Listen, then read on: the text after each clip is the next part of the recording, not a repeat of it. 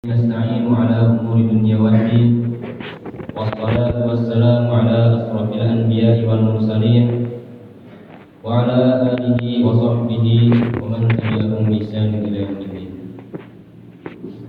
أشهد أن لا إله إلا الله وحده لا شريك له وأشهد أن محمدا عبده ورسوله الذي لا نبي ولا رسول بعده.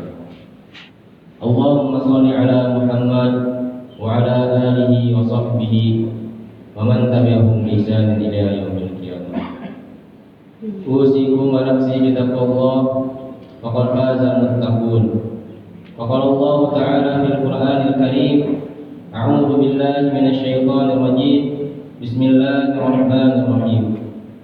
يا أيها الذين آمنوا اتقوا الله حق تقاته ولا تموتن إلا وأنتم مسلمون.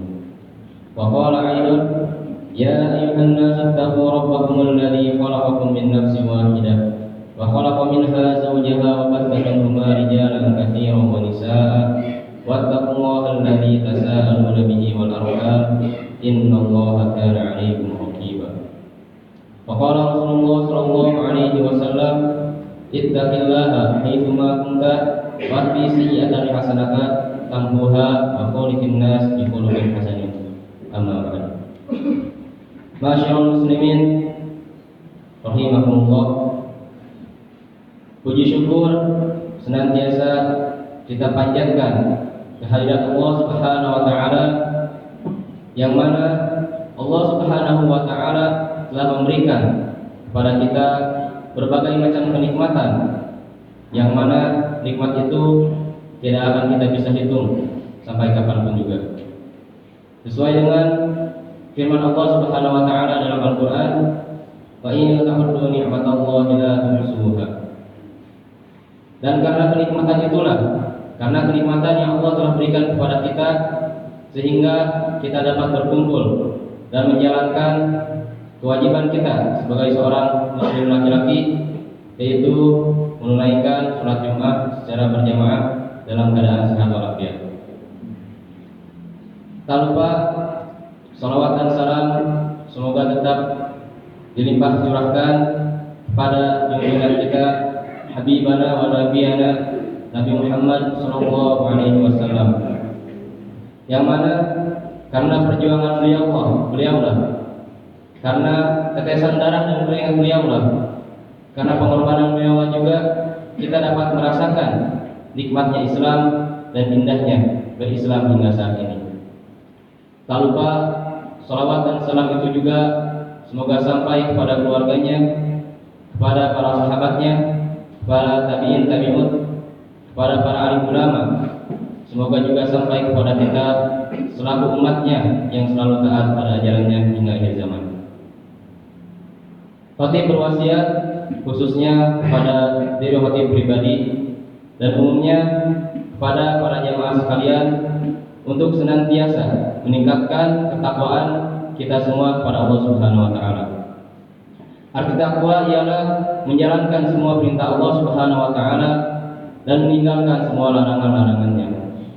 Karena takwa ini juga merupakan bekal terbaik untuk menghadap Allah Subhanahu wa taala.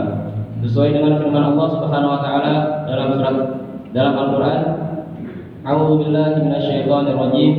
Fatazawwadu fa inna khairaz zadit taqwa." Sesungguhnya bekal terbaik di dunia ini ialah takwa. Allah Subhanahu wa taala menciptakan manusia di muka bumi ini bukan hanya sekedar menciptakan mereka tanpa tujuan, tetapi Allah Subhanahu wa taala menciptakan manusia di muka bumi ini membebankan pada manusia beberapa tujuan untuk dilaksanakan di kehidupan ini. Yang pertama, tujuan yang diberikan oleh Allah Subhanahu wa taala kepada kita ialah untuk menjadi khalifah atau pemimpin di muka bumi ini. Sesuai dengan firman-Nya di dalam Al-Qur'an, "A'udzu billahi minasyaitonir rajim. Bismillahirrahmanirrahim. Wa idz qala rabbuka lil malaikati inni ja'ilun fil ardi khalifah." Yang artinya, dan ingatlah ketika Allah Subhanahu wa taala berfirman kepada malaikat akan menjadikan manusia khalifah atau pemimpin di muka bumi. Al-Baqarah ayat 30. Allah Subhanahu wa taala menciptakan manusia itu untuk menjadi khalifah atau pemimpin di muka bumi ini. Untuk apa manusia diciptakan menjadi seorang khalifah?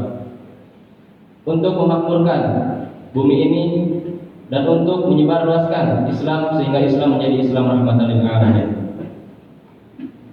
Semua manusia mempunyai tugas kepemimpinan yang sama, baik memimpin dalam suatu negara, baik memimpin dalam suatu organisasi, atau kita sebagai laki-laki sekecil-kecilnya kita memimpin anak-anak dan istri kita di dalam keluarga.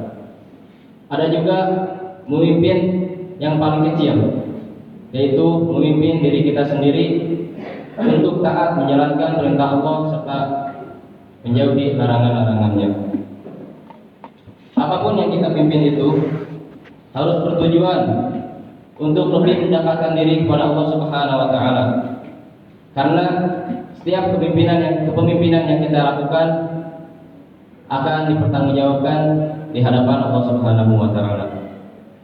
Sesuai dengan sabda Rasulullah sallallahu alaihi wasallam, kullukum ra'in wa kullukum mas'ulun an ra'iyatihi. Yang artinya setiap dari kalian adalah pemimpin dan akan dipertanggungjawabkan atas kepemimpinannya tersebut. Maka dari itu, khususnya bagi laki-laki, kita semua mempunyai kewajiban memimpin, terutama yang sudah berkeluarga, yaitu memimpin keluarganya agar keluarganya tersebut lebih dekat kepada Allah Subhanahu wa taala dan bisa berkumpul kembali di surganya Allah Subhanahu wa taala. Tugas yang kedua yang diberikan oleh Allah Subhanahu wa taala kepada manusia ialah beribadah kepada Allah Subhanahu wa taala. Sesuai dengan firman Allah Subhanahu wa taala, A'udzu billahi minasyaitonir rajim, wa ma khalaqtul jinna wal insa illa liya'budun.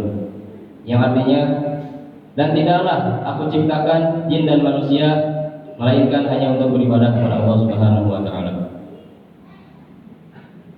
Manusia diciptakan oleh Allah Subhanahu wa taala ke muka bumi ini untuk menjadi hamba, untuk mengabdi kepada Allah Subhanahu wa taala, untuk menjalankan semua tugas yang diberikan oleh Allah Subhanahu wa taala agar Islam ini maju, agar Islam ini lebih dikenal oleh banyak orang sebagai agama yang baik. Allah juga menyuruh hambanya untuk beribadah kepada Allah hanya untuk Allah Subhanahu wa taala. Adapun syarat sahnya ibadah itu ada dua. Yang pertama ialah mengikuti tata cara dari Rasulullah sallallahu alaihi wasallam. Dan yang kedua ialah ikhlas karena Allah Subhanahu wa taala. Ketika kita sedang beribadah kepada Allah Subhanahu wa taala, niatkan dalam hati kita ikhlas atau ihsan kepada Allah Subhanahu wa taala. Kita beribadah jangan berharap pujian dari orang lain. Kita beribadah jangan hanya ingin dilihat oleh orang lain. Karena apabila kita beribadah hanya ingin dilihat atau dipuji oleh orang lain, ibadah kita tidak akan diterima Allah Subhanahu wa taala. Adapun ibadah ini dibagi menjadi dua. Yang pertama ialah ibadah mahdhah, ibadah yang telah jelas ditunjukkan tata caranya oleh Rasulullah, oleh Al-Quran, diantaranya yaitu sholat. Dan yang kedua ialah ibadah ghairu mahdhah. Ibadah ghairu mahdhah ialah ibadah yang tata caranya belum lengkap disebutkan di dalam Al-Quran maupun hadis, seperti muamalah sama manusia atau pergaulan kita sama manusia. Dalam kehidupan sehari-hari, manusia juga bisa beribadah. Beribadah bukan hanya untuk sholat, zikir, bukan hanya seperti itu. Contohnya seperti kita bekerja, mencari rezeki, tapi diniatkan untuk Allah Subhanahu wa taala, untuk menghidupi keluarga kita, itu sudah termasuk ibadah. Beribadah juga harus menghadirkan ihsan. Ihsan dalam hadis disebutkan al-ihsanu an ta'budallaha ka'annaka tarahu fa in lam takun tarahu fa innahu yarak. Ihsan adalah engkau beribadah seolah-olah engkau melihat Allah. Tapi jika engkau tidak melihat Allah, percayalah, Allah pasti melihat kita. Allah juga menciptakan manusia untuk beribadah. Beribadah sesuai kemampuannya masing-masing. Karena Allah Subhanahu wa taala tidak akan memberikan beban kepada manusia melebihi kemampuan dari manusia itu tersebut. Sesuai dengan firman-Nya dalam Al-Qur'an, la yukallifullahu nafsan illa wus'aha.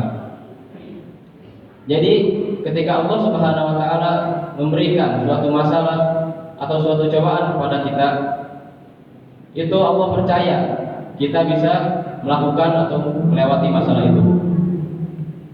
Ali bin Abi Thalib radhiyallahu anhu pernah berkata, kesabaran itu dibagi menjadi 3. Yang pertama, sabar ketika menjalankan ibadah kepada Allah.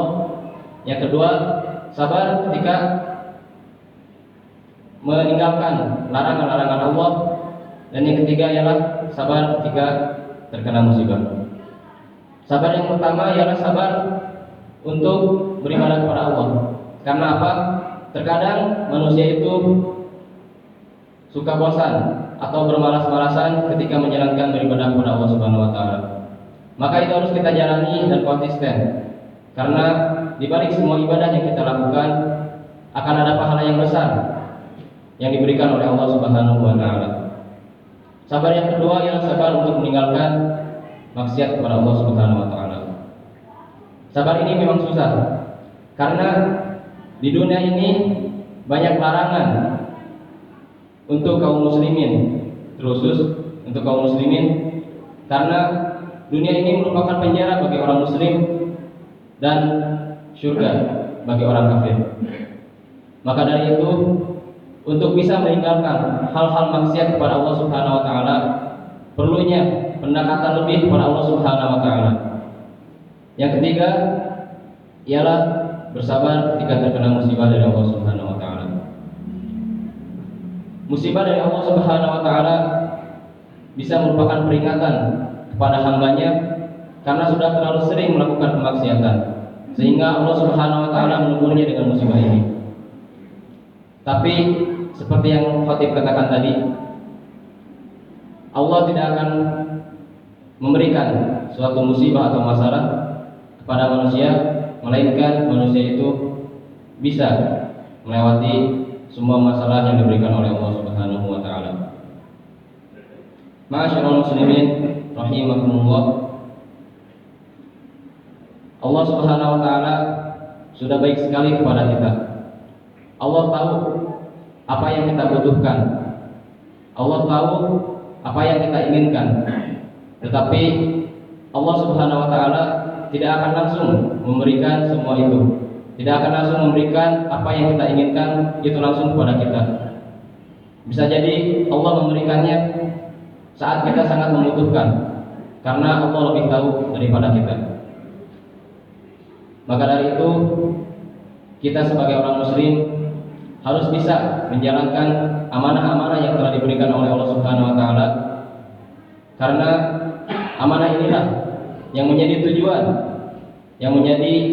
tujuan manusia diciptakan oleh Allah Subhanahu wa taala.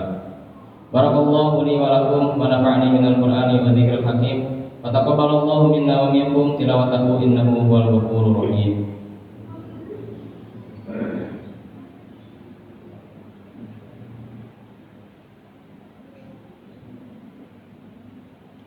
Alhamdulillahirabbil alamin.